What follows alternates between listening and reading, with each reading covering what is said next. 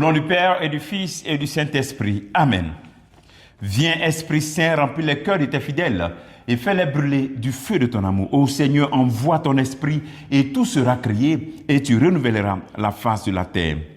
Bien-aimés dans le Christ, nous sommes aujourd'hui mercredi 15 avril 2026 et la parole de Dieu de ce jour est de Jean chapitre 3 versets 16 à 21.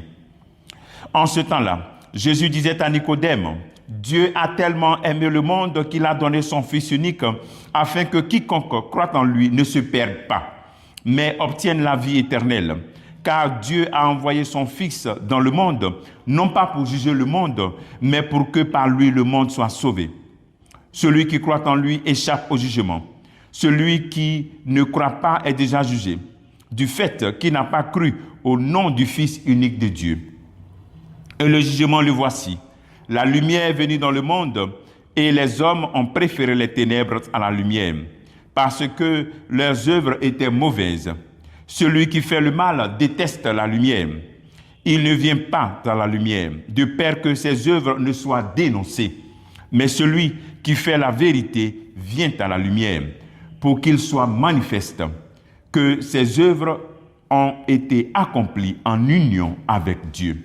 Acclamons la parole de Dieu. Louange à toi, Seigneur Jésus.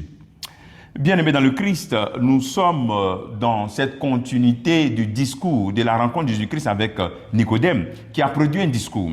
Aujourd'hui, dans cette étape, on nous parle un peu du contenu de l'action de Jésus-Christ. Ok? Et vraiment, c'est beau de comprendre, d'entendre cette parole. Dieu a tellement aimé le monde qu'il a donné son Fils unique.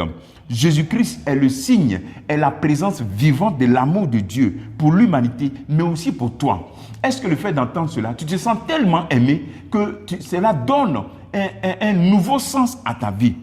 Et le grand défi de la vie chrétienne, c'est comment est-ce qu'on peut laisser la présence de Jésus-Christ étancher nos différentes soifs. Voilà le grand défi. Comment ton adhésion à Jésus-Christ devrait combler ton cœur.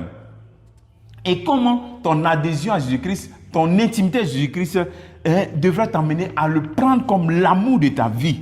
L'amour de ta vie. Oui, on se pose ces questions parce que aujourd'hui, on se rend compte que souvent, on abandonne le Christ. On arrête de communier ou bien on ne veut plus à la messe. Et donc, mais on dit Dieu a tellement aimé le monde qu'il a donné son Fils unique. Jésus-Christ, don de Dieu pour l'humanité, c'est pour toi. Mais comment est-ce que on peut arrêter cette intimité avec lui si vraiment on croit réellement que c'est un signe de l'amour de Dieu, que je me sens aimé seulement même en entendant le nom de Jésus-Christ et de savoir qu'il est vivant. Le chrétien devrait donc être une personne qui ne connaît pas ce qu'on appelle la dépression, qui ne connaît pas la solitude, l'abandon, le rejet. Pourquoi? Parce que Dieu l'a tellement aimé qu'il a donné Jésus-Christ. C'est-à-dire, la présence du Christ comble et au-dessus de tout amour et devrait remplir notre vie pour ne pas tomber dans une situation de solitude, de dépression ou d'abandon ou de rejet. Le Christ est là. Et c'est ce que tu devrais chercher à expérimenter. Faire cette expérience de telle sorte que le Christ comble tous tes désirs. Et tu devrais y croire. Sinon, tu es perdu. C'est dit ici, bien clair. Il a tellement aimé le monde qu'il a donné son Fils unique afin que quiconque croit en lui ne se perde pas. Celui qui croit en lui, il ne se perd pas. Donc si tu ne crois pas en cela, en cette vérité, tu te perds. Tu te perds. Alors, détache ton cœur de tout ce qui te perd. Tes désirs, tout ce qui t'amène à la perdition, tes désirs, peut-être ton amour d'une personne, ou bien tes ambitions. Et attache-toi solidement à Jésus-Christ. Il est le vrai Dieu, il est vrai Dieu, il est vrai homme. Donc, le fait de te détacher de ces désirs mondains ou bien même de tes affections mondaines, cela t'aide à mettre le Christ au-dessus de tout et à donner un sens nouveau à tes désirs, à tes amours, à tes ambitions, parce que illuminé par la lumière du Christ vivant et ressuscité.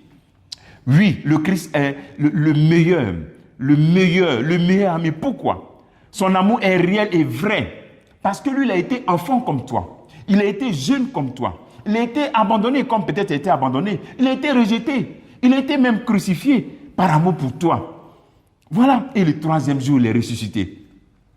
Et lui-même, il a vécu la souffrance. Il a vécu des moments de crise. Il était au jardin des Oliviers. Il a dit, Père, Non pas ce que je veux, mais ce que toi tu veux. L'abandon au Père. Donc, accepte sa lumière. Laisse son amour illuminer ton cœur. Et mets son amour au-dessus de tout. Et sors de toutes ces situations de ténèbres et de manière définitive. Le travail que tu veux faire en ce jour, c'est rentrer dans la vérité de la lumière du ressuscité, de l'amour du Christ. Fais 1 heure d'adoration par jour pendant 3 jours pour faire cette expérience. Que Dieu te bénisse au nom du Père et du Fils et du Saint-Esprit. Amen.